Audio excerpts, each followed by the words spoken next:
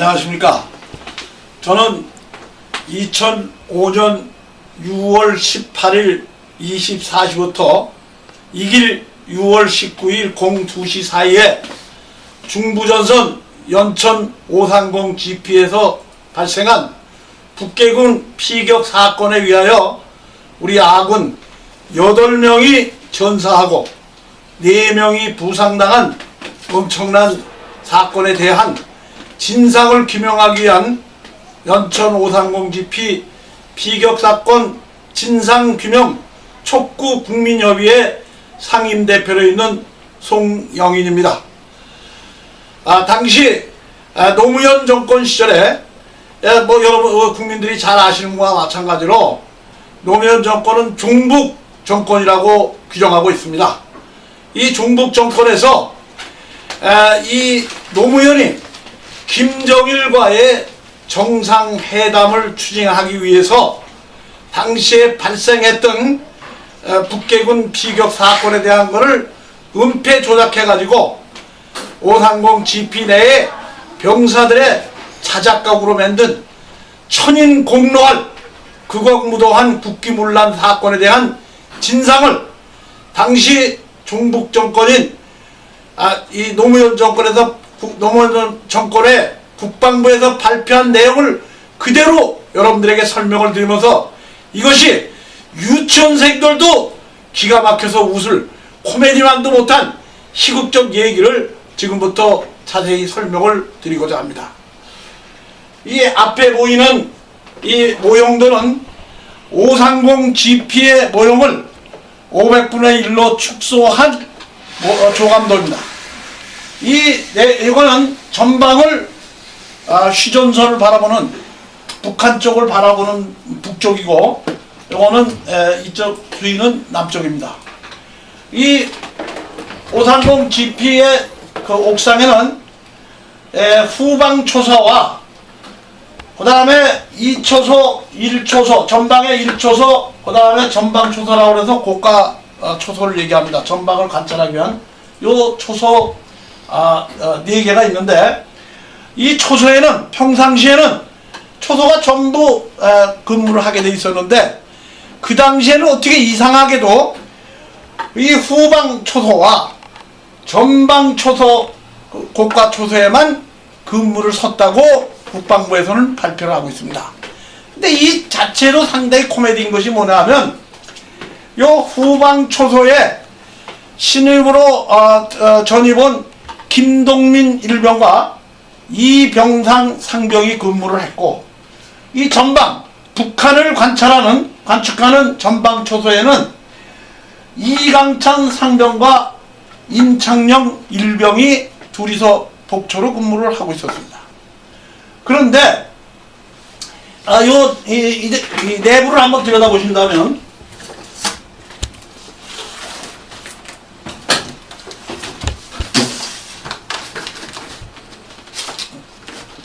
내부를 보신다면 아까 한 그 2초소에서 내려와가지고 계단을 밟아 내려오면 이 내부만을 들어오게 되어 있습니다. 그런데 6월 19일 국방부 발표 그대로입니다. 6월 19일 02시 30분경에 후방 초소에 근무하던 이 김동민 일병이 03시 30분에 교대 근무를 하게 되어 있는데, 1시간 전인 02시 30분에 후임, 그러니까 이 다음 차례에 경계병을 깨우러 간다고 이 내무반을 내려가서 이러한 그 사태가 발생한 건데, 이 친구가 김동민 일병이 자기 초소에서 이강찬 상병에게 밑에 내려가서 깨우겠습니다 한데, 이 근무는 이렇게 되어 있습니다. 여기는 끄게 되는 것이 뭐냐 하면 밀어내기식 보초를 쓰게 되어 있습니다. 이 밀어내기식이라는 건 뭐냐 하면, 여기 보이는 요 상황실에는 상황장교 1명과 사병 3명이 상황 근무를 쓰게 되어 있어요. 이 상황 근무자가 요 복도를 거쳐서 나와가지고 내무반에 나와서 이 수면을 하고 있는 병사들 다음 근무자를 깨워가지고 다시 이렇게 올라와서 이 후방 초소가 2초소로, 1초소의 근무자가 여기 전방 초소로, 전방 초소 근무자가 요 1초소로 와서 다시 내려와서 자고, 이렇게 2시간 단위로 교대를 하게 돼 있습니다. 그런데 상황병이 깨가지고 올려보내야 되는데 1시간 전에 그 일병이, 김동민이라는 일병이 자기가 나가서 깨겠다. 그런데 어떻게 같이 근무 섰던 상병이 그래 가서 깨워라. 이 얘기, 여기서부터 참 코미디 같은 시국이 시작이 되는 겁니다. 그 김일병이 자기가 보초를 쓸 때 가지고 있던 지급된 소총을 그대로 놔두고 수리탄 한 발하고 그 다음에 탄창 2개를 주머니에 넣고 여기로 와서 이렇게 내려와 가지고 그때가 2시 30분에 출발하고 와서 요 내무반을 들어갔습니다. 내무반을 들어가니까 병사들이 여기서 자고 있는데 요 내무방에서 좌측으로 이렇게 돌면 3명이 잠을 자고 있는데 그 중에 이 정은총 상병의 그 총이 여기 총대에 있는 걸 개한 소총을 가지고 다시 이렇게 나와서 요쪽 그 뒤에 옆에 화장실이 있어요. 내무반 화장실에 와가지고 요 화장실 요쪽에 비운기가 있는데 그 대변기 안에 들어가가지고 이 친구가 그 총기에다가 이 자기가 가져온 탄창 25발짜리 탄창을 끼워가지고 이제 장진을 하니까 총알이 엉겼어요. 그러니까 당긴 거 엉킨 걸 갖다 빼가지고 자기 주머니에다가 하나를 집어넣고 다시 이렇게 장진해서 24발이 장진된 총을 가지고 또한 가지고 내려왔던 수리탄을 여기서 지한통에서 빼가지고, 지한통이라는 건 수리탄을 보관하는 통입니다. 우리가 보면은 엽차통 같은 거 같이 생긴 것이 이제 지한통인데, 지한통에서 수리탄을 빼가지고 이렇게 나와가지고 다시 내무반으로 들어왔어요. 내무반으로 와가지고 요 문을 한번을 열어놓고 총을 여기다 세워놓은 다음에 이 안전핀을 수리탄을 빼가지고 요 조정웅 상병 그 자리를 향해가지고 수리탄을 투척을 했습니다. 그럼 수리탄이라는 게 투척하면 보통 2 내지 3초 후에 폭발을 하게 됐습니다. 그러니까 이걸 집어 던지고 이 문을 나와서 이 자기에게 평상시에 원한이 있던 이 상황실에 있는 장교 이인성을 죽이기 위해서 이렇게 나와가지고 이 중앙 통로를 거쳐가지고 상황실을 가려고 보는데 요 8번 요 자리에서 보니까 이때 새벽 2시 30분에 어떻게 말도 안 되는 게 지피장인 김정령 중위가 여기서 체력단련용에서 있다가 여기 고 2, 30 여기까지 오는 사이에 수리탄이 팡 하고 터졌어요. 터지니까 여기에 체력단련정에 있던 그 지피장이 놀라가지고 이렇게 나오는 걸 보고 여기서 요 자리에서 사격을 가했습니다. 그래가지고 오는데 이제 그러니까 체력 수리탄이 터지니까 이 자체는 완전히 정전이 돼가지고 아주 뭐 캄캄하죠. 그런데 참고적으로 말씀드리면 이 방카의 이 두께는 45cm입니다. 그럼 완전 동굴과 같은 저거라 우리가 이렇게 있다가 불이 나가도 캄캄하면 앞이 안 보입니다. 근데 어떻게 이 캄캄한 장소에서 5, 6m에 나오는 지피장을 볼 수 있는지도 또 의심되지만 하여튼 일단 쏘고 나서 5, 6발을 쏴가지고 이 김정령 중위를 사살한 뒤에 그 다음에 이리로 오게 됐습니다. 요 7번 자리에 와서 이제 수리탄 소리를 듣고 이 상황실에도 이인성 상황장교 중위가 이렇게 나와가지고 나오는 걸 봤다는 겁니다. 근데 이 캄캄한 상황에서 요 거리가 약 한 8m 내지 10m 되는데 그걸 봤다는 거예요. 그것도 이해가 안 가죠. 캄캄한데 어떻게 보는지 모르지만 하여튼 일단 봐가지고 총을 쐈습니다. 쐈는데 이인성 장교가 총소리를 가서 캄캄한데 이 안으로 다시 상황실에 들어와서 숨고 바로 요 총쏜 옆에는 김희준 간축장교라는 그 소위가 요거 독방을 쓰고 있었어요. 요 안에 간축장교가 있었습니다. 그럼 여기서 수리탄이 터졌어. 여기서 7, 8발의 숨소리가 났어. 여기서 이인성 중위를 상해가지고 또 7, 8발을 쏘았어. 그런데 여기에 있던 관축장교는 아무 소리를 못 들었다는 거야. 이게 말이 됩니까? 그러고 나서 이 친구가 다시 이제 상황실에 이인성 장교가 숨어 들어가니까 죽이기 위해서 안 되겠다고 일로 와서 이제 이쪽으로 오면 요를 통해가지고 이 상황실을 바로 바라볼 수 있으니까 요로 가려고 다시 이렇게 오는데 요쪽에 6번 정도에 오니까 이 캄캄한 데서 조정웅 주인에 대한 조정웅 상병이 취사장에 있다 나오더라는 거예요. 팔을 봤던 게 팔을. 아니 그 캄캄한 동굴 속 같은 데서 어떻게 팔을 보겠습니까? 그러니까 어떤 중간에 수사 결과는 그 발을 보고 여기서 쐈어요. 그래 맞아가지고 상당히 뒤를 잡아서 들어오는 이쪽으로 총을 맞아가지고 들어오니까 요 9번 자리 여기까지 와가지고 그 캄캄한데 확인 사살해서 죽였다 이겁니다.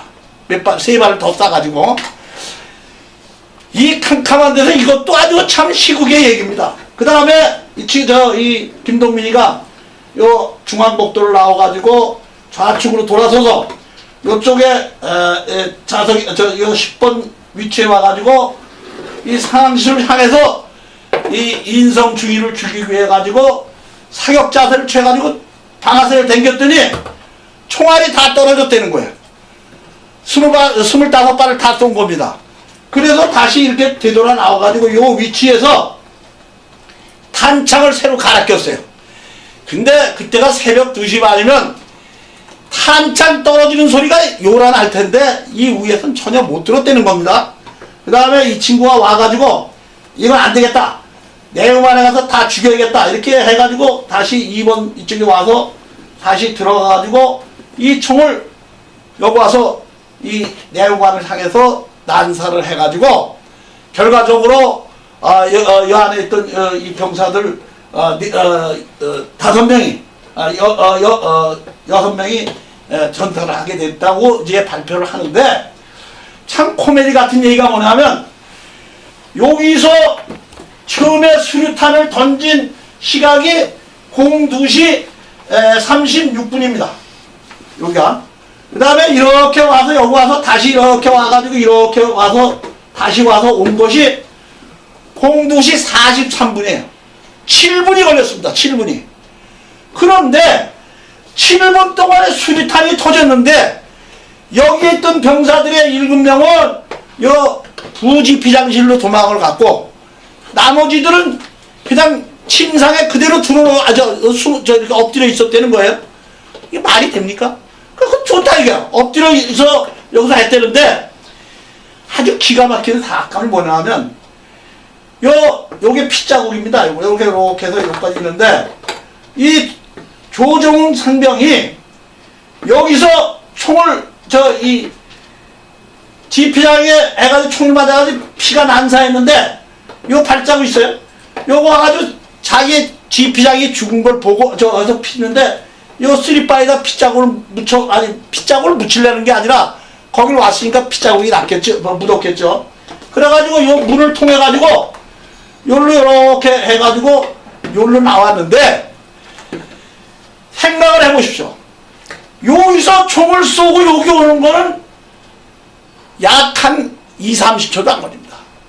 그러면 조정웅 상병이 여기서 자기 지피장이 총 맞는 소리를 듣고 가서 그걸 보고 여기서 숨어서 천천히 나오고 이렇게 하면 어떻게 여기 오는 사이에 여기 나올 수 있습니까?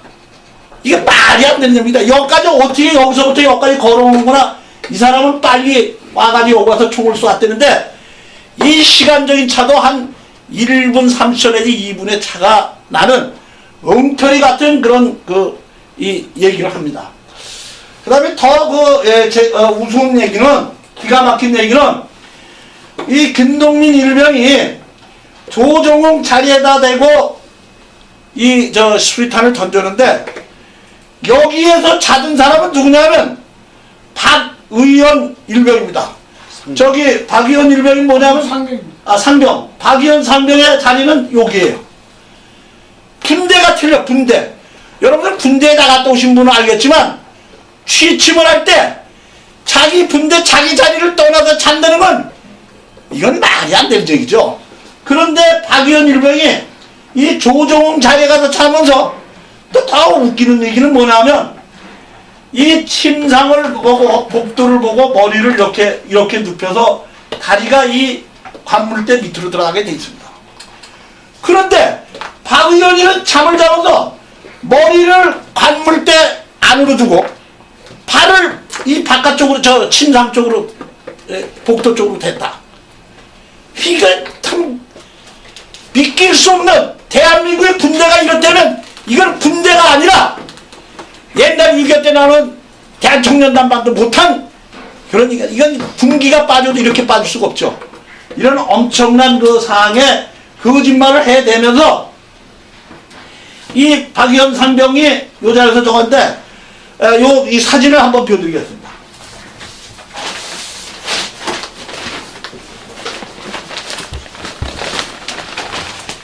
이 우리가 수리탄이라는 건 여러분들이 잘 아시는 바와 같이 수리탄은 이 구슬알 같은 것들이 몸에 베겨서 죽는데 이걸 한번 보세요. 이게 수리탄 파편에 의해서 전사한 전사장입니다. 이게 보시죠. 이게 화상으로 전사한 거지 이거를 수리탄을 적었다는 건 말이 안 되죠.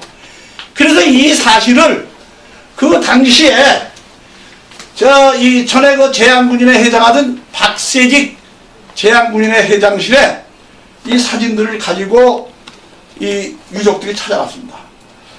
이 기가 막힌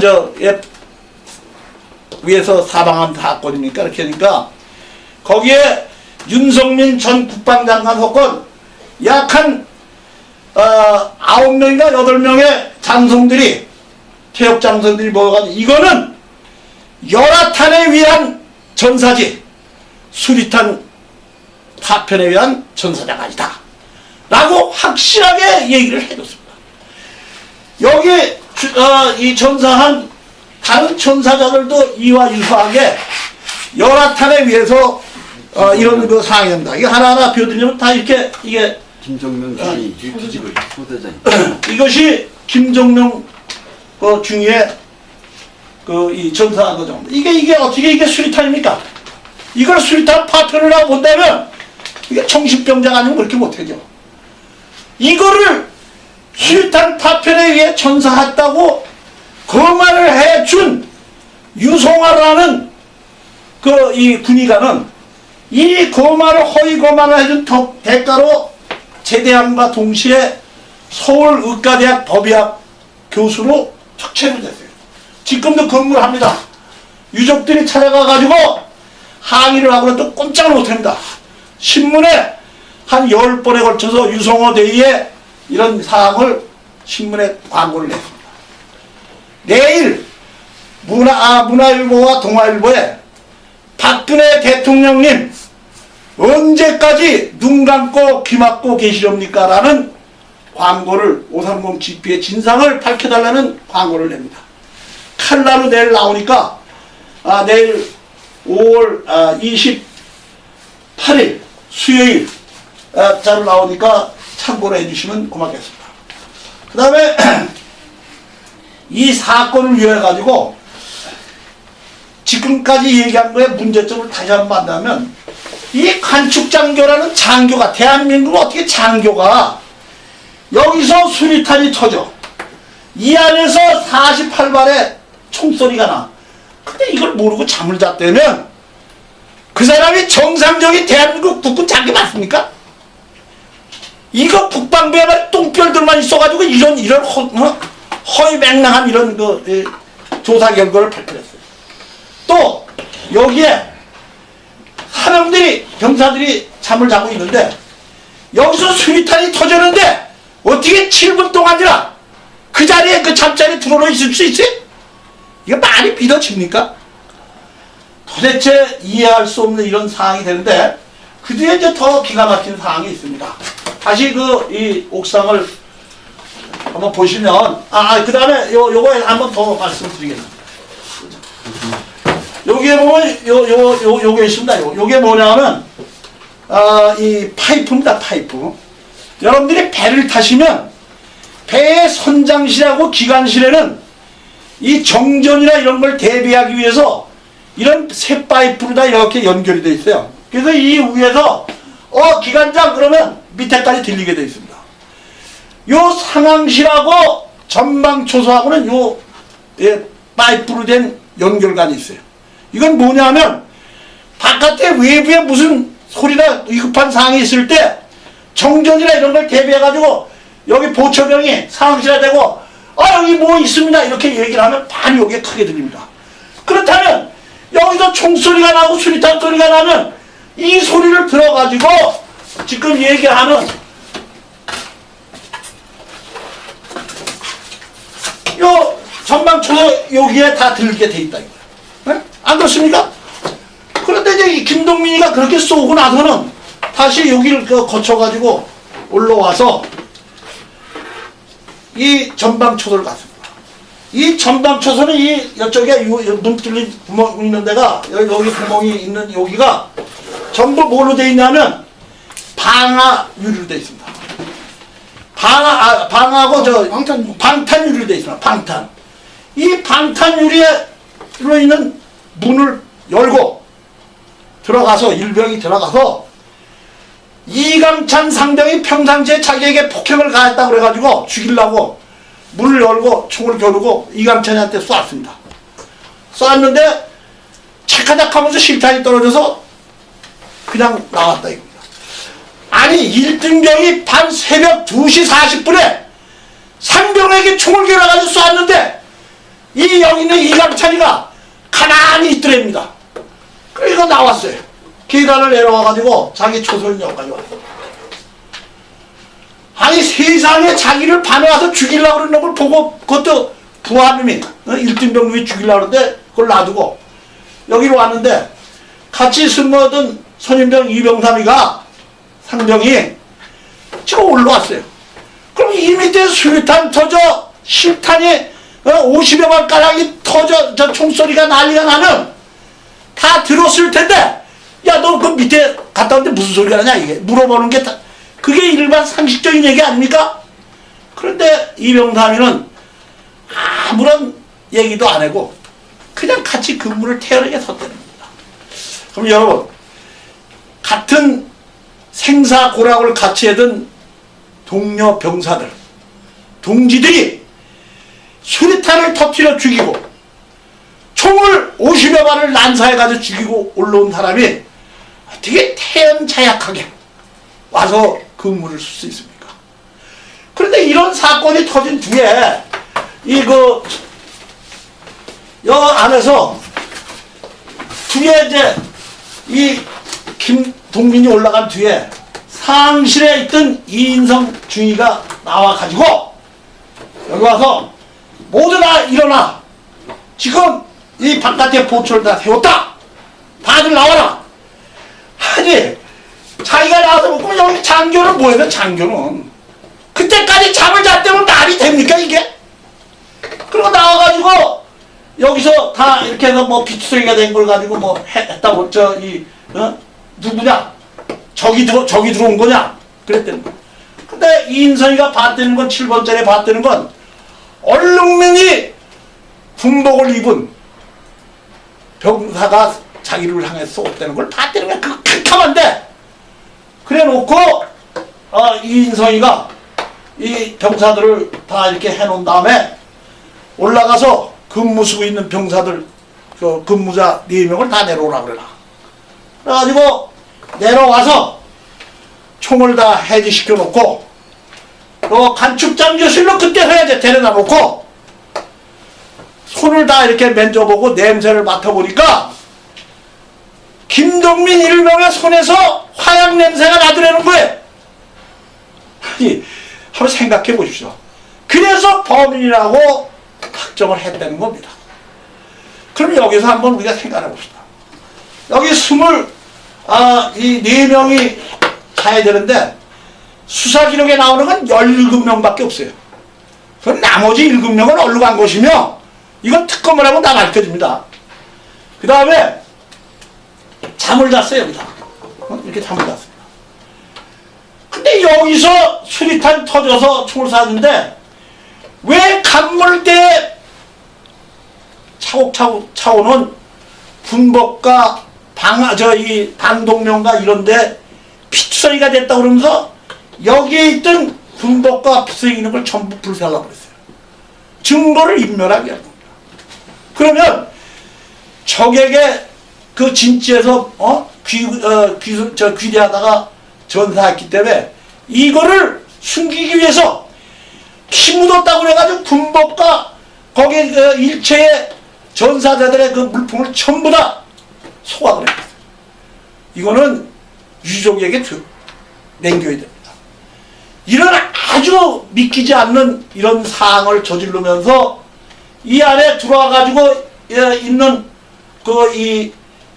수사하는 사람들이 당시에 이제 우리가 보면은 노무현 2005년 6월 18일이라는 것은 2005년 6.15 선언을 경축한다는 미명하에 종북 정권에서 시뻘겋게 물들었던 무리들이 약 1,500명. 당시에 새누리당 국회의원, 지금 새누리당 국회의원도 여기 갔습니다. 열린우리당. 열린우리당도 물론 갔지만 새누리당 국회의원도 포함해가지고 국회의원이 한 40명이 갔어요.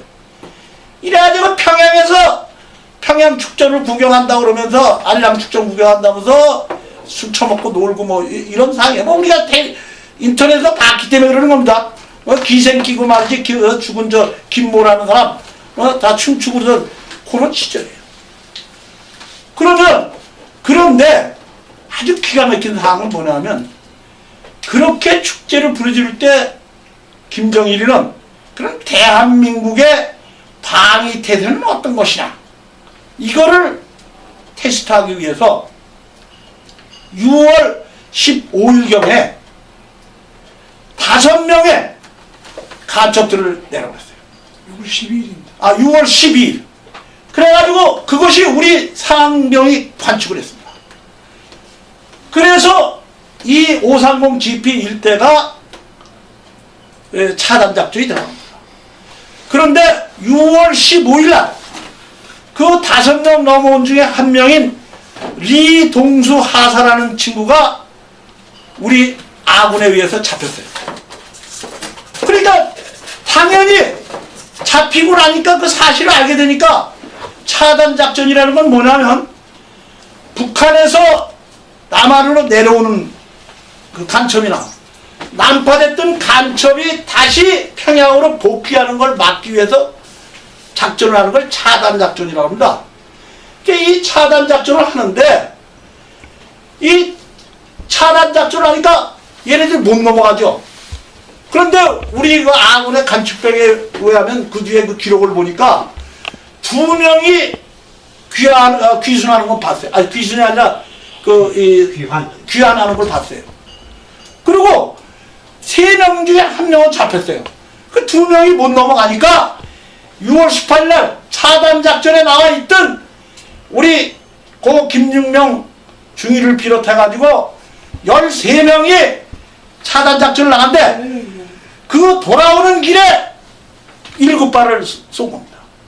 그래가지고 거기서 전사했고 그 다음에 나머지 2발은 530 GP 여기 옥상에다 대고 쐈어요. 옥상에다.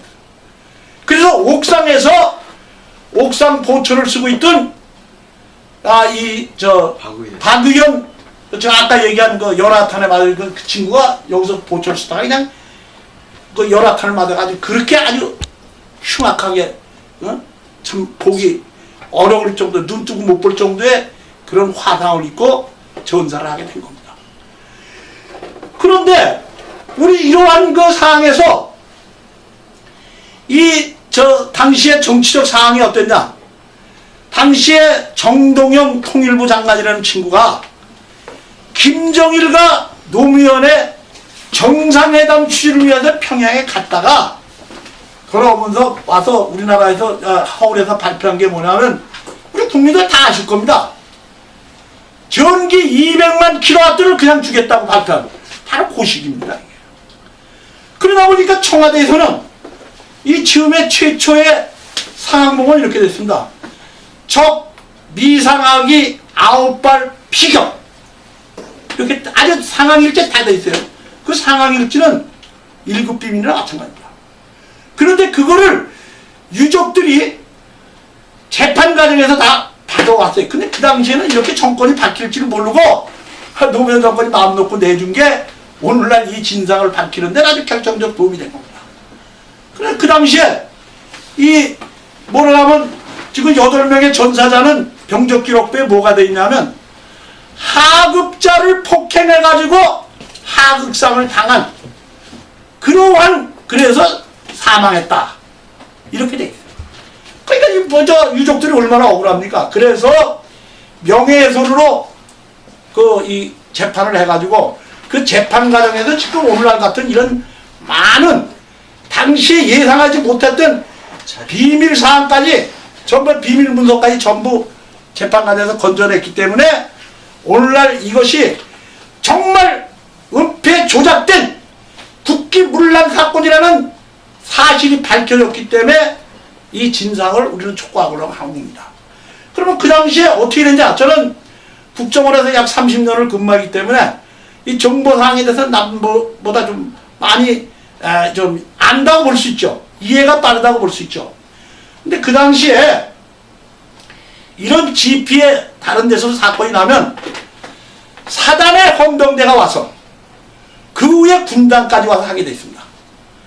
근데 이 사건이 터진 지 불과 5시간 만에 국방부에 조사단이 내려와서 그 사람들이 전담해가지고 수사를 해요. 그 사람들이 그 내용을 뭘 아니까 위에서 당시에 청와대 NSC 안보실장이 누구냐면 이종석이라고 그 뒤에 통일부 장관을 하는 사람이고 그 당시에 사무차장이 누구냐면 이재정이 그것도 다 통일부 장관 했죠. 이런 시뻘건 인간들이 하니까 만약에 이것이 적의 피격에 의해서 사건이 터졌다 이렇게 되면 국민들의 대북 인식이 나빠질 거다 이렇게 생각을 해가지고 이때에 이거는 안 되겠다 해서 이 전입이 제일 늦은 김동민 일병을 내세워가지고 자작국으로 만드는 겁니다. 그럼 자작국이 저게 뭐냐? 김동민 일병이 아주 이 성격이 난폭하고 이랬기 때문에 이 병사들로부터 이 폭행을 언어 폭행을 당하고 이렇게 괴롭힘을 당했다 이렇게 얘기를 하는데 이 김동민 일병이요 동영상을 보시면 알겠지만 아주 착실하게 생기고 애가 순진하게 생겼습니다. 그렇기 때문에 GP의 부지피장인 최충건한테 당번병이었어요. 당번병이라는 게 뭐냐면 여러분들 군대 갔다 오시면 알죠? 저도 뭐 이 소대장하고 뭐 저 중대장을 했으니까 나 아는데 소대장과 중대장의 당번병이라는 건 뭐냐면 그 사람의 딱거리예요 말하자면. 아주 비서도 그런 비서가 없죠. 이래서 아주 순진하고 자기가 제일 착하다고 생각하는 사람을 당번병으로 뒀는데 어떻게 그 부지피장 같은 사람을 그 사람이 당번병으로 준 사람을 그렇게 폭행을 하고 그렇게 했습니다.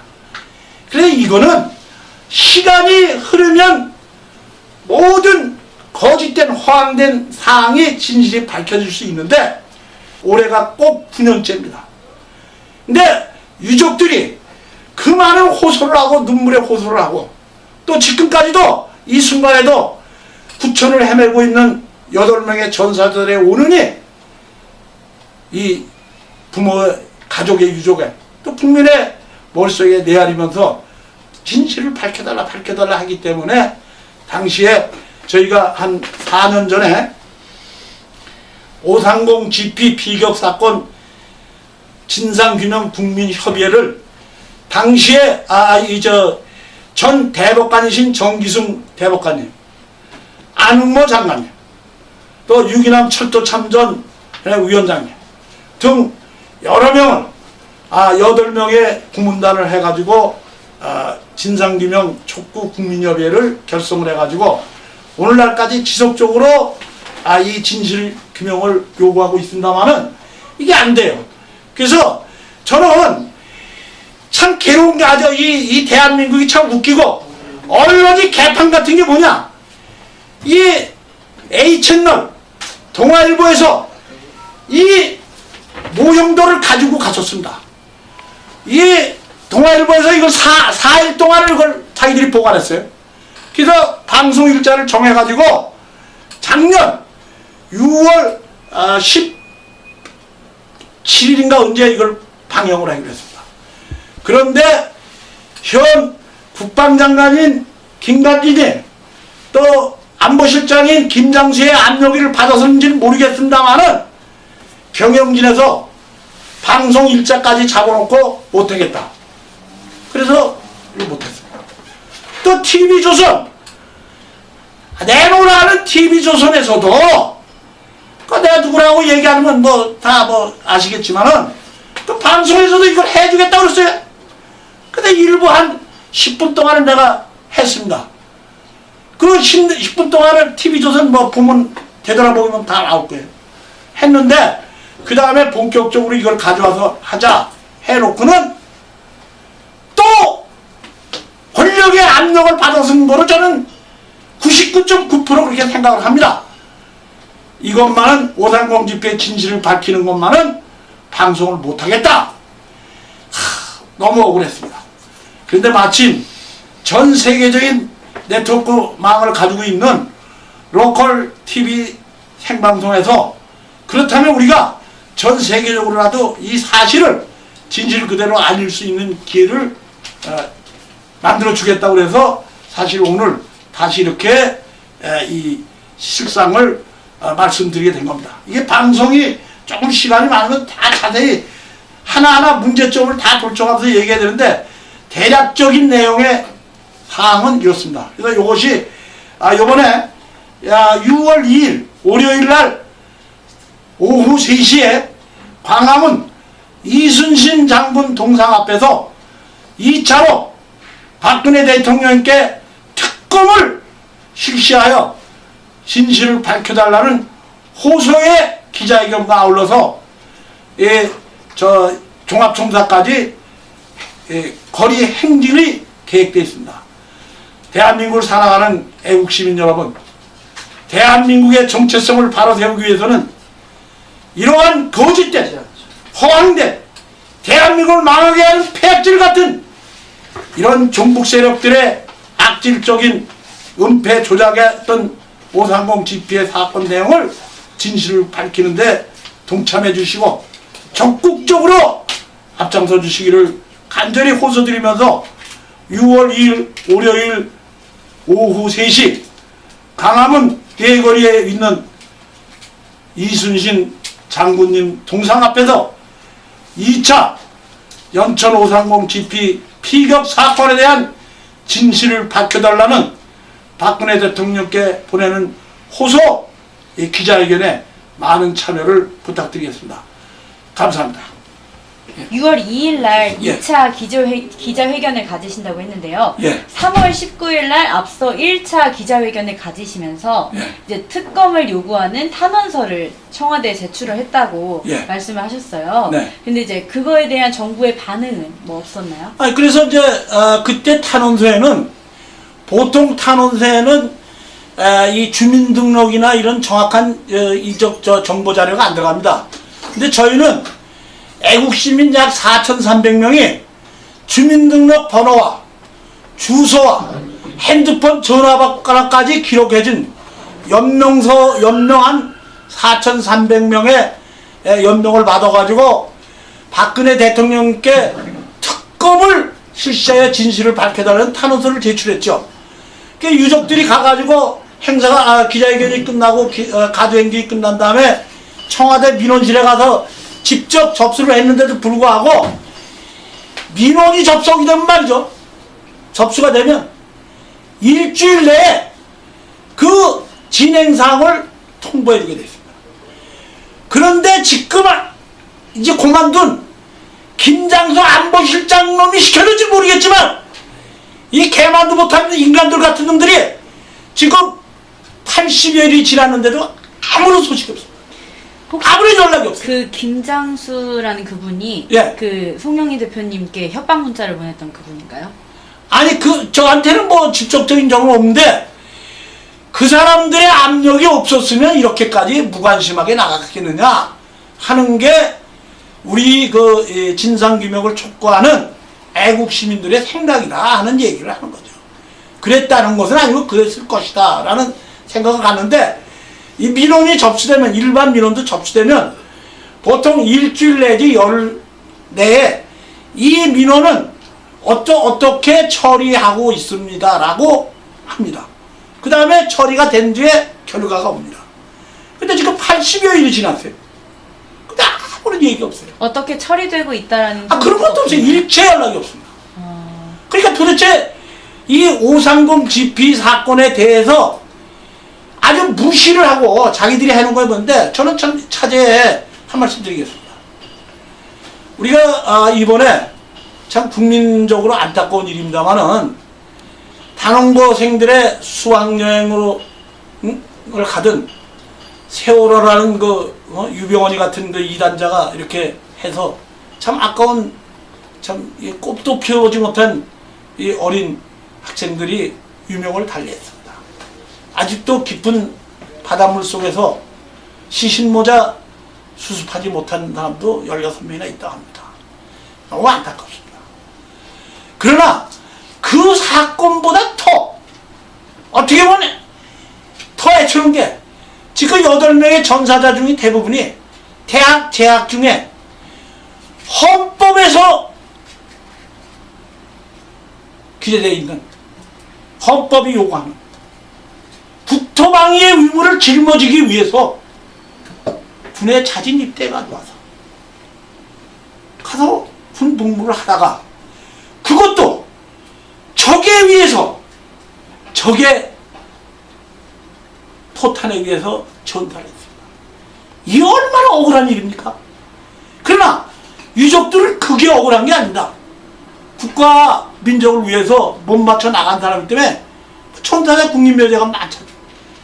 영예롭다 이렇게 생각하는데 이 대한민국 그 당시에 종북정권이라는 이 친구들이 국토방위의 임무를 짊어지고 전사한 전사자들에 대해서 하급자를 구타하고 폭력을 가해서 걔가 오난을 사가지고 상급자를 총으로 쏘고 수류탄을 터뜨려 죽였다 라는 이 불명예스러운 오명을 뒤집어 씌웠기 때문에 이 천추에 한이 돼가지고 유족들의 가슴에 대못을 받고 피멍이 든 그 가슴 속에서 지금 9년을 헤매고 있는데 그 상황에 대해서 어째서 박근혜 대통령께서는 이거를 눈 감고 귀 막고 못 본 척하면서 이걸 그대로 방치하고 있습니다.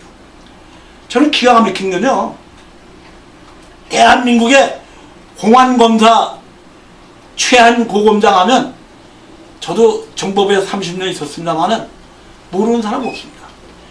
그 최한 고검장께서 유족들하고 이만치 재판에서 얻어진 자료를 가지고 최한 고검장님을 찾아갔습니다.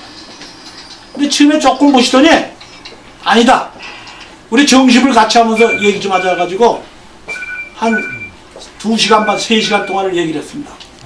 얘기를 하다 보니까 그 사진과 그때 상황일지라든지 수집한 자료 이런 걸 전부 본 뒤에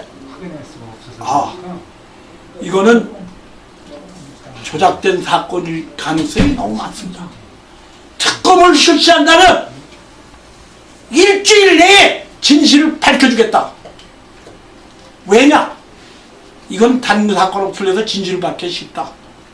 전사자를 빼고 나머지 27명이 다 살아있고 살아있는 그들이 대한민국에서 받지 말아야 될 대한민국 국민이 세금으로 철제로 지급하는 국가유공자라는 영예와 국가유공자 수당을 받고 있기 때문에 이 문제를 밝히기 너무 쉽다고 이렇게 얘기했습니다. 저는 말이죠, 박근혜 대통령님 이거 특검 실시하세요. 최한 고검장님 지금 동아조선문화신문에요 그 얘기한 내용을 광고로 12번인가 냈습니다. 만약에 최한 고검장이 거짓말을 하셨다면 그 양반 사회적으로 완전 매장될 거 아닙니까? 얼마나 자신 있으면 그렇겠어요. 그러니까 이 길은 최고 통수권자인 또 국군 최고 사령관이신 박근혜 대통령께서 이 억울한 누명을 벗겨주고 또 피멍든 그 이 유가족들의 가슴을 달래줄 수 있는 유일한 길은 특검을 실시해서 진실을 밝혀주는 겁니다. 박근혜 대통령님 다시 한번 강국하게 호소드립니다. 특검하는데 뭐가 어렵습니까? 아니 아무것도 아닌 거지. 그 특검을 하자면 이거 저 종북 세력들 많지 않습니까? 아니 그거 또 예산이 드는 많이 드는 겁니까? 뭐합니까? 진실 밝히면 대한민국의 국가 정체성이 올바르게 들어주고 신성한 국토방위 의무를 젊은이들이 앞장서 나가서 병역 기피자 안 생기고 할 겁니다. 그러니까 대통령께서는 이번 문제를 좀 아주 심각하게 좀 받아들이셔서 특검을 꼭 실시해 주시기를 간절히 부탁드리겠습니다. 그러면 네. 지금 이제 생존해 있던 당시에 이제 근무를 섰던 군인들이 국가유공자 인정을 받았다고 합니다. 네. 그런데 이게 국가에서 주장을 하는 것처럼 네. 내무반에서 일어난 사고에 의한 거라면 국가유공자를 받는 것이 적절한 처사는 아니라고 생각을 하거든요. 네. 근데 적에 의해서 공격을 받았기 때문에, 그러니까 송영기 대표님께서 주장하신 바대로 적에 의해서 군무를 서다가 죽음을 당하고 어려움을 당한 상황이었다면 국가유공자가 인정을 받는 것이 맞는 거겠습니다. 하지만 내무반의 사고가 그렇게 인정을 받는 것이 약간 좀 말의 앞뒤가 일관이 되지 않지 않나. 아니 그거는 이제 조작을 하기 위해서 조작을 진실인 양 허위로 만들어냈기 때문에 이러한 사항이 발생한 겁니다. 그럼 제가 실례를 들어서 말씀드리면 2008년 12월 9일인가 철원에 있는 그 백골사단 3사단으로 알고 있습니다. 거기 GP에서도 요와 똑같은 사건이 터졌습니다. 내무반에서 병사가 수리탄을 던져가지고 5명이 부상당한 일이 있었어요. 그때 이 군에서는 어떻게 했냐면 정부에서는 사단장을 비롯해가지고 전 지휘관을 전부 징계했습니다. 옷 벗기고 그랬어요. 그리고 그때 내무반에 있던 애들 하나도 국가유공자 된 사람 없습니다. 또 천안함 사건에 저가의 상황에 연평도나 천안함 사건에서도 거기에 이 부상당한 우리 병사들에 대해서 국가유공자 안 시켰습니다. 국가유공자 안 시켰어요. 근데 여기 오상공 집회에 왜 국가유공자를 시켰느냐 하면 이러한 거짓된 사항을 진실로 왜곡시킨다면 거기 있던 사람들이 입막음을 해야 돼요. 입을 틀어막아야 돼요. 입을 틀어막으려면 뭐냐면 거기에 있는 사람 다 국가유공자를 줬어요. 국가유공자를 주면 7급은 한 달에 약 한 38만원 죽을 때까지 금년 기준으로 6급은 130만원인가 줘요. 다달이 기준. 그것뿐만 아니라 자식이 대학까지 학비에 대한 혜택, 또 그것뿐만 아니다. 애들의 취업 문제까지 혜택을 줍니다. 그러니까 얘네들이 그걸 줌으로써 더 이상 어떻게 할 수가 없어요. 말을 못해. 기가 막힌 거냐. 2005년 6월 19일 날 이후에 이 기일이 되면 대전 현충원에서 그 기일에 대한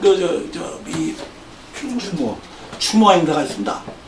그런데 그 새끼들 한 놈들도 안 와요. 같이 집회에서 생활하다가 같은 동료가 저런 그 명을 달렸는데 어떻게 한 명도 안 올 수 있습니까? 왜냐? 이거는 북방문 놈들이 나쁜 놈들이라고 봅니다. 제가 가서 만나지 말라고 그러기 때문에 피해서 안 온 거예요. 오면 자기가 얘기할 거 아닙니까? 안 돼요. 그래서 국가유공자인데 그 신뢰를 내가 하나 더 들으면 지금 김동민 일병이요, 저 군교도소에 가 있습니다. 왜 군교도소에 가 있냐? 사형 언도를 받아서 군교도소에 가 있는데 이 군교도소에 수감 중인 그 수감자들은 병역 그 기한이 지나면, 병역 기한, 예를 들어서 3년 복무 기한이 지나면, 그 남은 그 복무 기한이 지나면 일반 교도소로 이감을 하게 돼 있습니다. 일반인이니까 그때는. 근데 지금 9년째 김동민은 국군교도소에 그대로 있어요. 국방부 장관 똑똑히 들어라. 어? 이게 법을 이래들이 어부가 돼갔어? 이 개똥 같은 못하는 놈들 말이야. 김가진 똑똑히 들으라. 왜 군교도소에 나? 일반 교도소를 이감하면 일반 죄수들은 교도소 생활 1년만 하면 변호사 병치들 법을 잘합니다. 그러니까 거기 가면은 수감자들끼리 너 왜 들어왔어? 너 왜 사형받았어? 할 때 얘기를 하게 되면 이제 진실을 부르게 되죠. 겁나죠. 이 국방부 놈들이 나쁜 놈들이 이건 일반 교도소를 이감을 시켜달라는 거예요. 시켜주면 이거 진실이 밝혀집니다. 응? 나는 당신들보다도 선배야. 장교 인간 선배야. 내가 67년 3월 1일자 육군 소위로 인간된 내 ROTC 5기생이야. 그러면 안 되지. 장관까지 해먹고 말이야. 어? 군 말이야. 별을 말이야. 똥별을 달아서 그런 거 달아 했으면 당신 아들이여 당신 자식이라 생각해서 그렇게 해야지.